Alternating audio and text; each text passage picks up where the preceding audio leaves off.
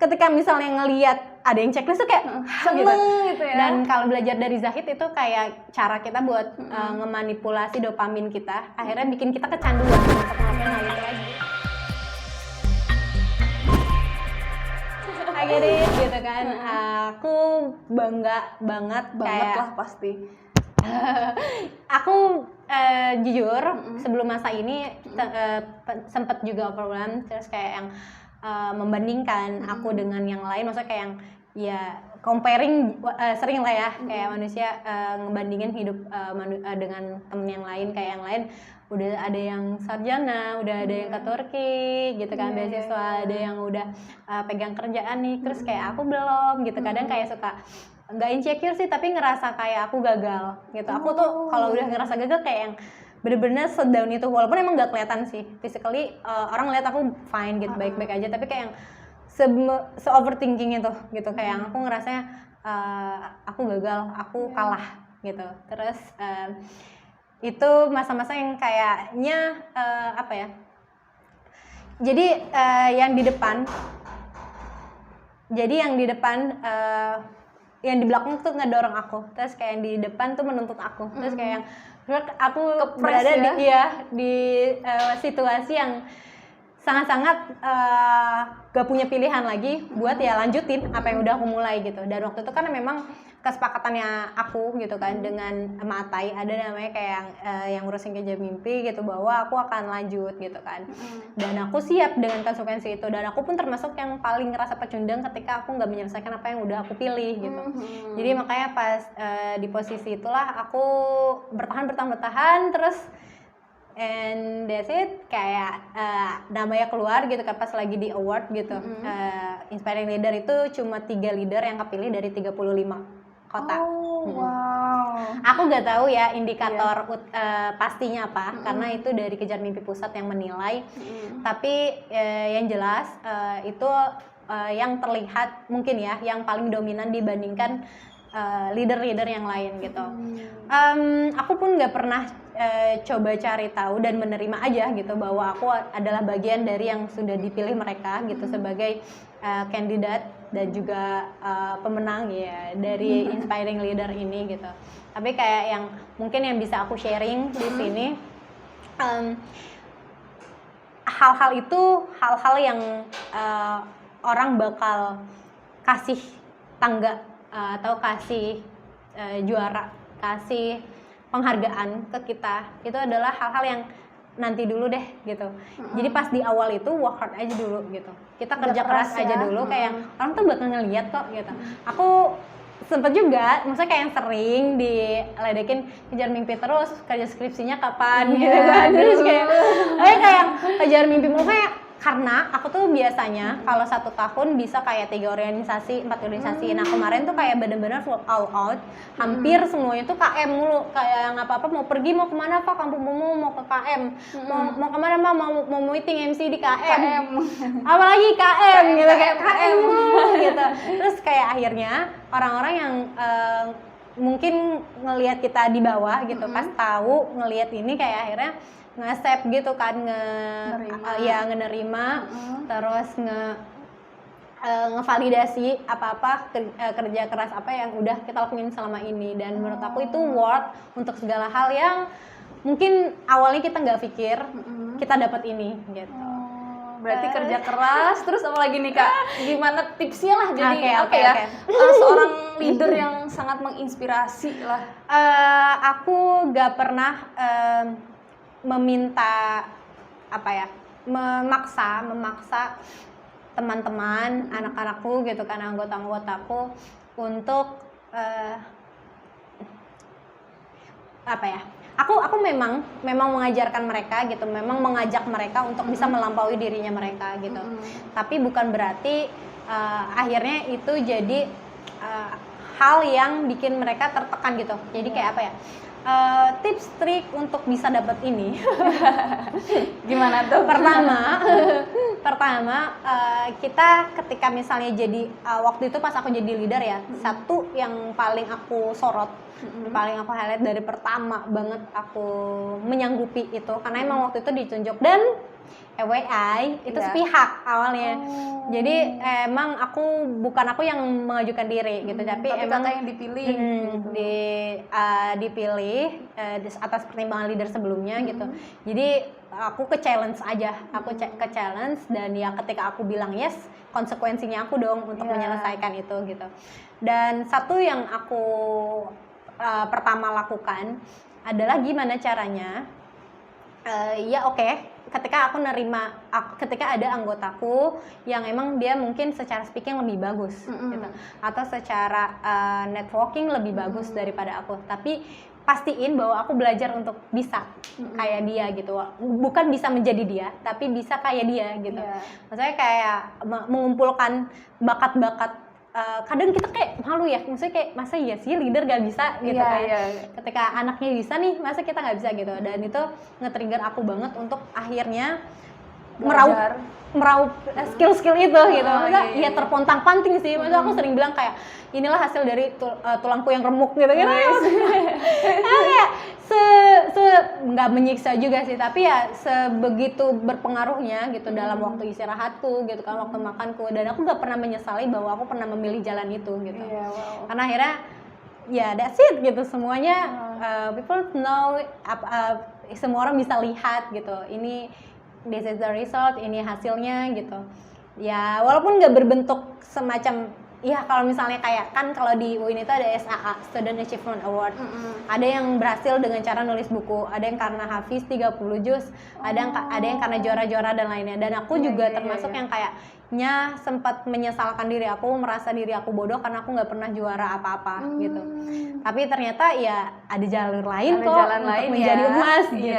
Dan aku menemukan jalan ini salah satunya. Keren banget guys. Nah, dengar-dengar nih selain penghargaan Inspiring Leader, kakak juga dapat beberapa penghargaan nih kak, betul gak tuh? Bukan aku sebetulnya ya, Kejar Mimpi Tangsel. Wow. Kalau dari awarding kemarin kita dapat The Remarkable Community. Mau lihat nggak? Itu penghargaan yang seperti apa tuh kak? Jadi kan awarding itu per tahun, dan setiap tahun itu bakal ada nominasi kayak The Most Impactful in Education, in Environment, dan The Most Bonding, bla bla. Dan ada satu kategori yang itu kayak ibaratnya kayak the best of the best lah ya, kayak juara umum. Wow, iya kayak juara umum. Dan Tangsel dapet. Keren banget. Padahal baru ya, tapi udah dapet penghargaan yang seperti The Most Remarkable Community Kejar Mimpi Tangerang Selatan 14 Januari 2003. Ini penghargaan untuk perform KMTS selama 1 tahun kemarin gitu. Jadi dia yang itu terbaik gitu ya. Yang terbaik Remarkable. Kita dapat FYI tahun ini Kejar Mimpi Tangsel itu dapat 3 piala. Satu lagi yang The Most Impact in Education yang tadi Rumah Mimpi aku mention. Kita bikin edukasi lingkungan, terus kita juga parenting sama ibu-ibu di pendidikan marginal di Kampung Pemulung, dan dia appreciate sama KM Pusat, dan dapat tadi kayak ibaratnya kayak program pendidikan, pilar pendidikan terbaik gitu. Dan ini wow, keren banget guys. Selamat buat Kak Ispa dan selamat buat Kejar Mimpi Tangsel. Semoga bisa menginspirasi kita semua ya guys. Amin. Oke, terakhir nih Kak, ini menarik banget. Pesan-pesan dari Kak Ispa sendiri nih untuk teman-teman kita atau generasi muda lah yang sedang menjadi pemimpin di kelompoknya atau organisasi. Gimana sih cara atau pesan kakak deh, atau mungkin ya bisa menjadi inspiring leader juga nih sama kayak Kak Ispa. Gimana tuh Kak? Oke, pertama ini kita masuk ke titik di mana ada orang yang dipilih dan emang memilih dirinya sendiri ya buat jadi pemimpin apapun itu guys. Tetaplah bersikap bijak gitu dengan segala keputusan, entah itu keputusan kita atau keputusan orang lain. Kalaupun emang bukan keputusan kita, berarti orang-orang tuh udah mempercayakan kita loh gitu. Jadi hargai kepercayaan mereka gitu kan, dengan melakukan trying your best gitu. Lakuin aja yang terbaik, toh nanti bakal ada ganjarannya. Maksudnya itu gak selalu tentang material ya. Jadi kayak yang ya walaupun misalnya ada yang mau ngejar dengan awarding semacam ini, menurut aku ini juga gak jadi sebagai orientasinya gitu, kayak karena validasi itu bisa dari banyak hal gitu, bisa beragam. Terus kayak yang setelah itu kita harus ngenalin diri kita dulu gitu. Jadi kayak yang ibaratnya apa ya kan, pemimpin ini adalah orang yang dia bisa menginfluence, bukan nge-interaction doang, bukan yang ngasih to do doang, tapi kayak yang dia bisa to be gitu barengan, ayo nih jadi apa gitu, dan bukan yang membesarkan dirinya doang gitu. Makanya kayak selalu kan kita dibilang bahwa organisasi, komunitas itu adalah barang mati, bukan barang sih ya, sesuatu yang mati, ya, sesuatu yang mati, dan yang bikin bernyawa, bikin besar adalah orang-orang yang ada di dalamnya gitu. Jadi kayak misalnya ngomongin tentang kampus, kenapa UI besar ya, karena orang-orang di sana dia melakukan yang terbaik gitu, mahasiswa-mahasiswa di sana menciptakan, dia berhasil untuk melahirkan prestasi-prestasi terbaik mereka gitu kan, dengan perjuangan keras tentunya gitu. Dan kalaupun kita mau membesarkan sesuatu, besarkanlah diri kita dulu gitu, bukan menjadi orang yang arogan, tapi gimana caranya ada value gitu, ada goals yang tercipta gitu kan, terus ada visionnya gitu. Makanya paling penting untuk bisa ngedirect orang adalah kita ngelit diri kita dulu gitu. Jadi yourself first, karena yang paling penting dari semuanya kembali ke kita. Bahkan ketika misalkan kayaknya bakal ini ya, bakal imaji banget kalau kita berharap semua orang yang ada di bawah kita itu tunduk sama kita gitu, atau kayak ya pasti ada beberapa yang mungkin gak respect gitu, dan ya kita manusia, bukan angel, bukan malaikat gitu kan, ya gak bisa buat kesalahan. Terus kayak yang ya wajar ketika misalnya nanti di tengah jalan ada hatersnya gitu kan, ada hal-hal yang mungkin mereka nggak suka, ada yang bertolak belakang terus kayak yang ya udah dinikmati. Makanya kayak yang aku seneng banget dengan quotes indie gitu ya. Soalnya kalau orang yang baik itu memberikan kenangan, orang yang buruk memberikan pelajaran. Jadi setiap apapun yang ketemu di kita nanti ketika di organisasi, di komunitas gitu, dalami aja peran kita sampai peran-peran mereka, entah itu kelebihan atau kekurangannya, membuat punya impact ke kita, malah bikin kita jadi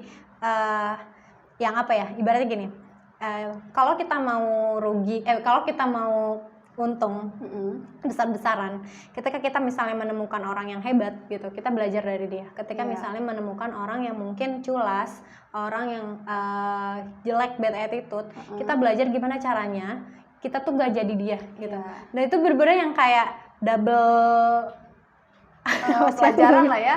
Iya kayak yang double kill banget lah gitu. Malah kayak yang ya udah gak usah didendamin orang-orang kayak gitu, cukup untuk dijadiin pelajaran buat kita gitu. Betul. Nah itu bener-bener impact banget nanti ke sifat personality-nya kita gitu. Nah kalau udah kita nemuin diri kita, aku tuh sering banget kayak malam-malam bengong, kayak mikirin selama ini tuh udah ngapain aja ya gitu. Selama ini sebenarnya aku udah jadi diri aku belum sih gitu. Terus aku tuh sebenarnya mau kemana? Hal-hal itu penting banget.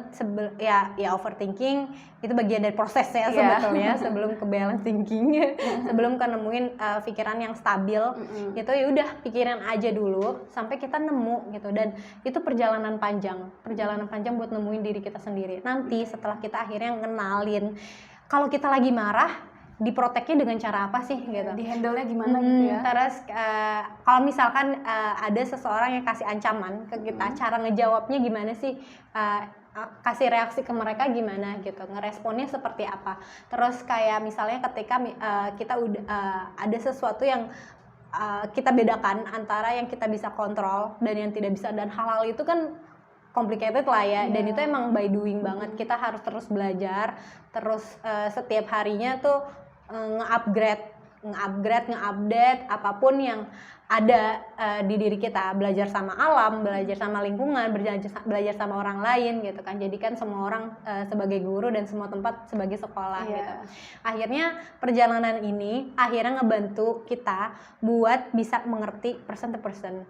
Dan itu yang paling penting, maksudnya ya gimana caranya orang bisa respect sama kita, bisa mau dengerin kita, kayak ya ketika hati mereka udah sama kita gitu, heart to heart-nya. Nah ini prosesnya tuh panjang banget. Aku juga kayak yang ada orang yang moodies banget nih gitu, terus ya gimana caranya aku ngenalin mood baik dia, gimana caranya tahu buat ngerubah, nge-change moodnya dia. Terus Ada orang yang mungkin dia ya good banget tapi dia tuh paling sakit hati kalau nggak dikasih panggung, kalau nggak dikasih tempat. Maksudnya kayak ya buat orang-orang misalnya yang emang dia cukup menonjol gitu kan, terus dia emang sukanya publik, perhatian gitu kan.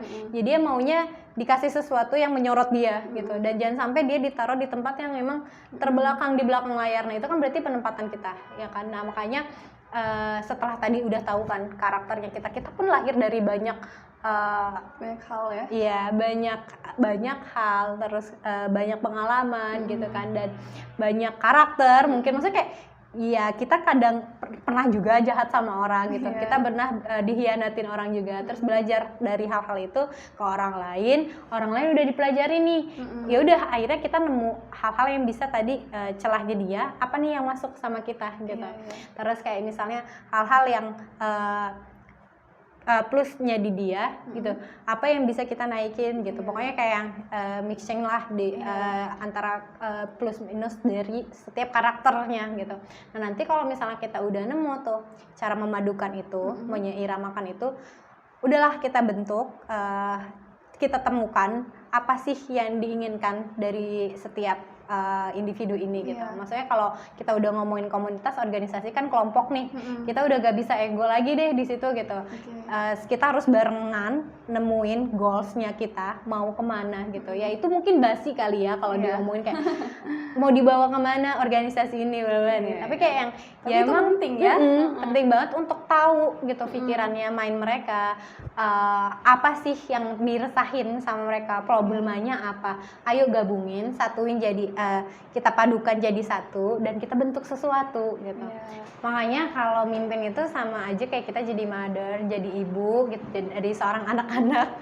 Terus kita ngebina mereka, melihat potensi mereka gitu kan. Nah, kayak aku setuju kalau misalkan kata Einstein, kalau misalnya semua hewan disuruh lomba manjat, cuma monyet yang menang dong gitu. Jadi kayak ya setiap orang itu untuk mengindikasikan bahwa setiap anak gitu, setiap anggota kalau di organisasi gitu kan, dia punya panggungnya sendiri, dia punya cara untuk menjadi emasnya sendiri, dia punya waktu untuk mekarnya sendiri gitu. Jadi kita temukan itu gitu, dan hebat banget, seneng apa ya, kita bakal lega banget, nggak lega juga sih, tapi kayak yang itu sebuah strategi buat memenangkan sesuatu nih dalam sebuah peperangan komunitas gitu kan, yaitu untuk dapetin dulu nih internal tadi masing-masing.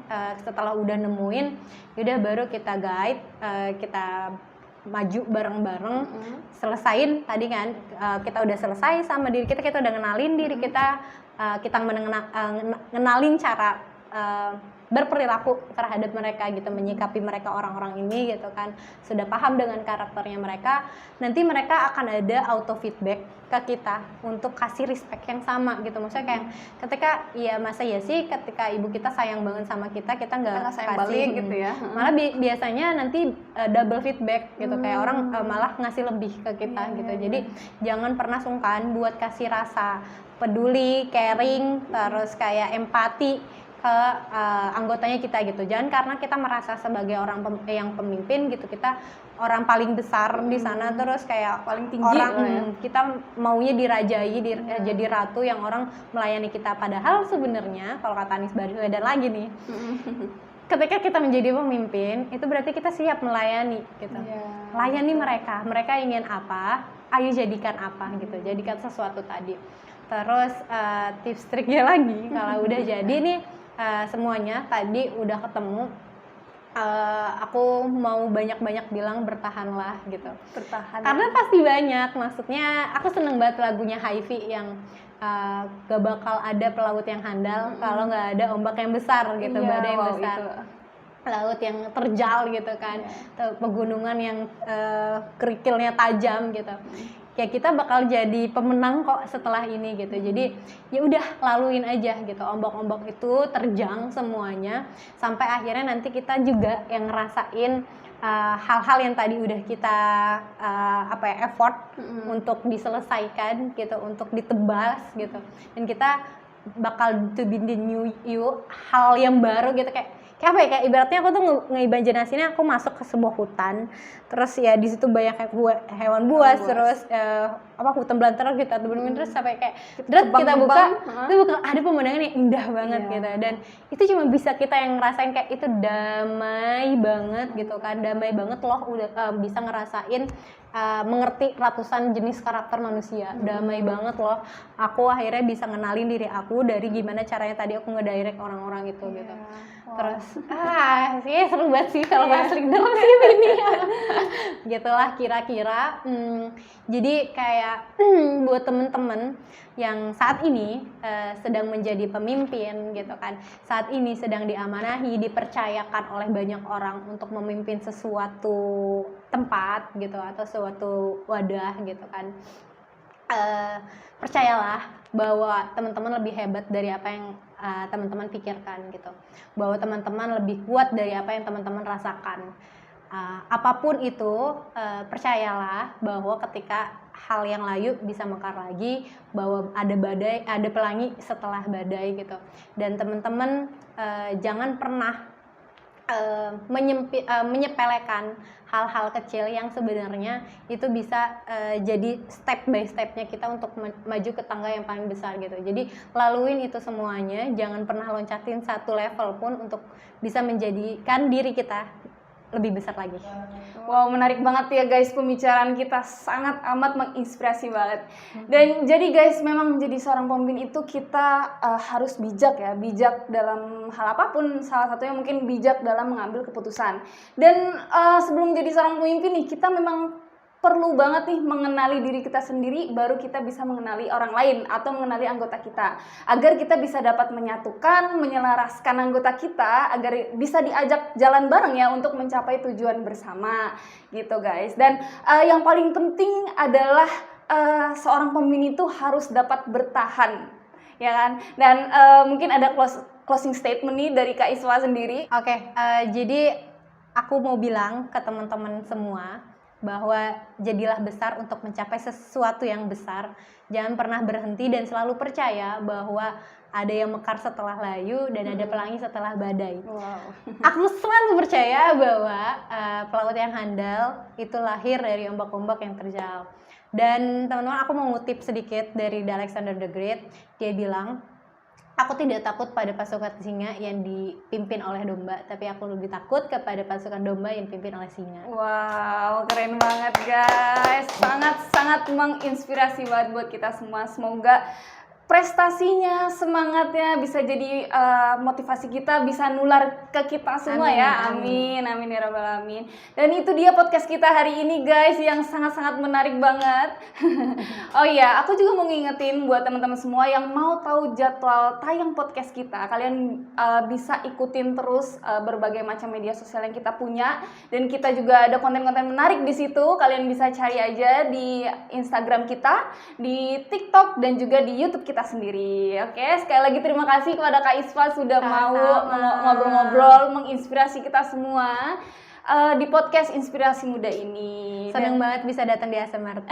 See you again. Iya, dan teman-teman semua, Ayu pamit undur diri dengan narasumber Isfa juga pamit undur diri. Sampai jumpa dan sampai bertemu lagi di podcast Inspirasi Muda. Bye-bye.